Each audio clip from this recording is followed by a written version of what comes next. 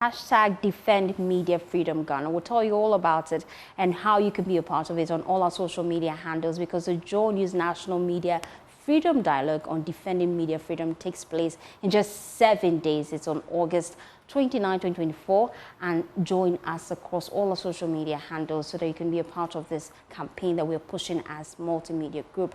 Now, join me in the studio to shed light on this is head of our political desk here at JoyNews, Evans Mensah. Evans, tell me, what is this hashtag all about? So, if you cast your mind back, and unfortunately I've done this job for too long, so anytime you're approaching elections, one of the things that tend to happen, unfortunately, is that journalists become victims of assault, of abuse on the campaign trail. We have a colleague who, after the 2012 elections, was assaulted and still hasn't recovered. It's been a pretty difficult last many years for him, because he had simply gone out to report after the results were declared, the losing party, and its supporters felt that, we call the elections here, they felt that he had, because he was coming from multimedia, they should just pounce on him and assault him. And it left, scars on him that affected his well-being. He hasn't quite recovered because of his posture was affected. That's how severely he was beaten. And we have an elections coming up. We cannot sit by and hope that everything else will go well. Every election year, if it's not a multimedia journalist, some other journalist somewhere in this country, because we are in nooks and crannies of this country in 275, now 276 constituencies, reporting, bringing the news to everybody else. Who protects us whilst we do that? The other agencies who do this go onto the ground and they do their work. But the media organizations and journalists across the country, and we are recruiting a lot of people across the country to report for us, and they'll be exposed. And so we thought we can come together with partners like CDD and the Danish Foreign Affairs Ministry to bring people together, create awareness about the need to protect journalists in this period, but in beyond. And that is why we are putting this together. So this campaign has started with the social media hashtag that you've seen, various collaterals and creatives being shared for people to participate in that. One is awareness creation, but then we're going to have this culmination of having this big national summit on this next week, and we can talk more about that, but it's all to get people aware that journalism is not a crime. And we cannot have an election, free, credible, safe elections without the media. And that's why we're doing this, to get people informed about that. But also, when you see a journalist out there, it is your responsibility to ensure that he's safe, because he or she is safe. If that doesn't happen, you won't get information you require.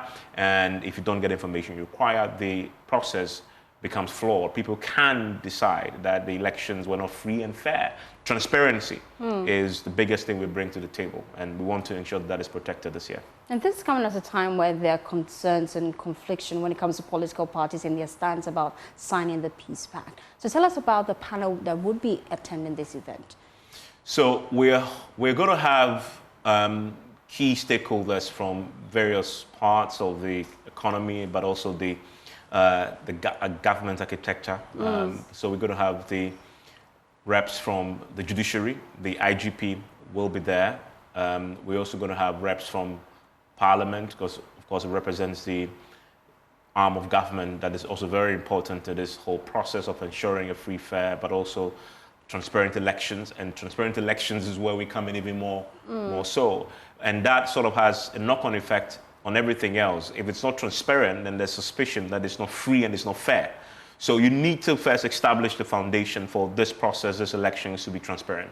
And journalists taking our cameras into the strong room of the EC, being in the polling station, reporting what is happening, is a surest way of guaranteeing that. And so we're going to have Parliament there, we're going to have the executive represented, and we're going to have civil society represented as well. Every sector of this great country of ours, of this, the entire government architecture, these three arms of government and beyond, civil society, but clergy, the Christian faith-based organizations, will all be represented there next week. And this is next week, Thursday, by the way. And we're going to have it at the GNAT Hall, refurbished GNAT Hall. And we're going to start at 4, but we're not going to wait till that day to start having a conversation. We want to start now, which is why we've launched the hashtag media freedom. defend media freedom GH, which is what we're using as a hashtag, just to create the awareness, create the buzz, and carry everybody along. Because you see, even if the police officer doesn't assault you, some ordinary bloke may see a journalist doing his work, wearing a branded T-shirt or a vest, and decide because the person is reporting on an issue that he disagrees with, just assault him. If you want as many people as possible to be exposed to the importance of protecting journalism. In fact, we're not only doing this by ourselves. Our colleagues at Adom will also join. They're part of this campaign. We'll also be doing their own conversation in Ashanti region so that we are covering everybody else.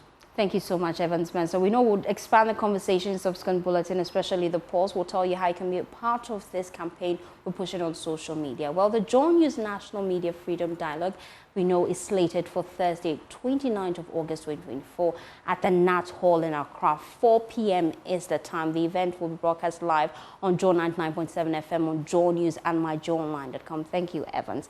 Well, let's do something.